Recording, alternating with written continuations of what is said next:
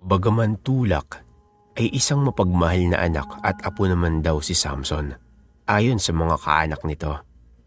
Kaya naman ang karumal-dumal nitong kamatayan ay hindi matanggap ng buong pamilya, lalo na ang lolo Samuel nito na isang albularyo. Hustisya ang sigaw ng buong pamilya, ngunit marami naman ang walang simpatya. Tama lang daw ang sinapit ni Samson. Dala ng labis na pagdadalamhati sa kawalang hustisya, ay si Lolo Samuel na mismo ang kumilos upang alamin ang totoong nangyari sa apo. Balak nitong humingi ng tulong sa mga espiritu na maaaring nananahan sa bundok. Pagtungtong pa lamang ng matanda sa paahan ng bundok, ay gumapang na ang kilabot sa katawan nito. Dama nito ang maraming kaluluwang ligaw na naroon. Dala ng nanlalabong mga mata ay napaatras ito nang makita ang imahe ng isang babae na papalapit. Napaantanda si Lolo Samuel at tumawag sa Panginoon. Ngunit nagsalita ang babae. Huwag daw siyang matakot dahil hindi naman nito masamang tao. Ang pangalan daw nito ay Guada. Base sa kwento ni Guada ay napag-alaman ni Lolo Samuel na isa palang balbal ang osang na sinusundan umano ni Samson sa kabundukan. Nagtanong-tanong raw si Guada sa pagkakakilanlan ni Osang at tumutugma raw ang anyo nito sa dating kapitbahay na si Rosalia.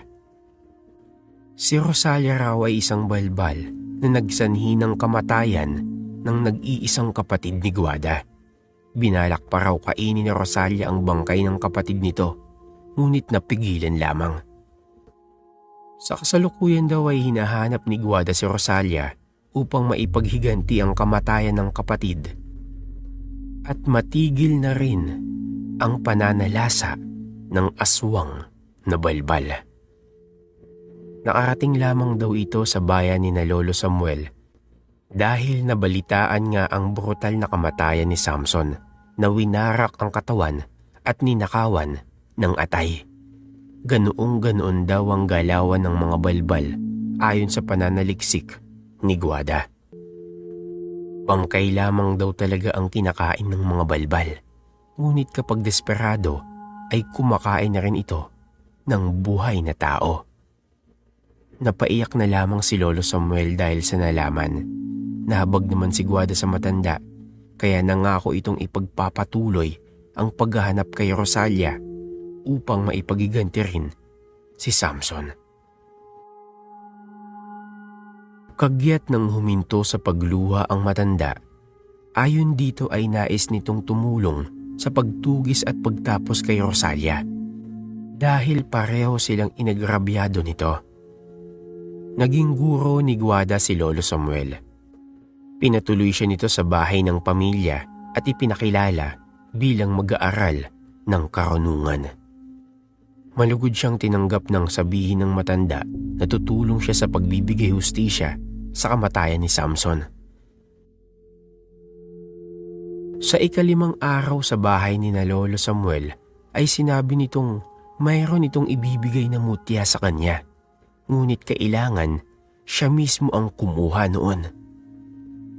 11:50 ng gabi ng Biyernes ay nakabantay ang dalawa sa isang higante ng puno ng saging na tindok na nasa bandang dulo ng bakuran ni na Lolo Samuel. Mayroon iyong puso na nakataas pa lamang. Kapag daw yumuko ang puso, ay abangan niya ang perlas na malalaglag mula roon. Kailangan malunok daw niya iyon kaagad at makatakbo sila pabalik sa bahay. Nakikita mo ba yung puso ng saging na yan, Guada? Opo, Lolo Samuel. Nakikita ko po. Kailangan mong abangan na mahulog ang perlas mula dyan. Kailangan mong masalo gamit ang bibig mo. Naiintindihan mo? Opo, Lolo Samuel. Pero bakit mo kailangan tumakbo? Huwag ka ng maraming tanong. Ayan na! Magtatanong pa sana si Guada kung bakit kailangan nilang tumakbo. Ngunit nakita niyang papayuko na ang puso ng saging. Tumapat siya sa ilalim noon at nakita ang pagkislap ng perlas na lumabas mula sa dulo ng puso. Nang bumagsak iyon, ay ngumanga siya at sinalo ng kanyang bibig ang mutya. Napangiti si Guada, ngunit saglit lamang iyon dahil sinigawan na siya ni Lolo Samuel na tumakbo. Takbo na, Guada! Poporma pa lamang sa pagtakbo si Guada ay bigla na lamang may humilas sa kanyang mga paa. Napasigaw siya sa gulat nang tingnan niya kung sino ang humilas sa kanya. Nilalo siyang nagsisigaw dahil isa iyong maitim at malaking nilalang, isang kapre. Galit na galit iyon at sige ang paghila sa kanyang paa habang naglalakad palayo. Nagkakawag siya at kumapit sa mga damo o puno na madadaanan, ngunit nakabibitaw rin siya agad dahil sa lakas ng kapre. Sumigaw si Lolo Samuel. Isipin daw niya na mayroon siyang tigabulag. Iyon lamang daw ang itatak niya sa kanyang isipan. Guada! Huwag kang matakanda! Isipin mo may tigabulag ka! Natatarantaman ay isinaisip ni Guada ang sinabi ng matanda. At maya-maya nga ay nadama niya na binitawan na siya ng kapre. Nagpalinga-linga ang maligno na tila hinahanap siya. Sumigaw pa ito at nagpapadyak kaya agad siyang bumangon.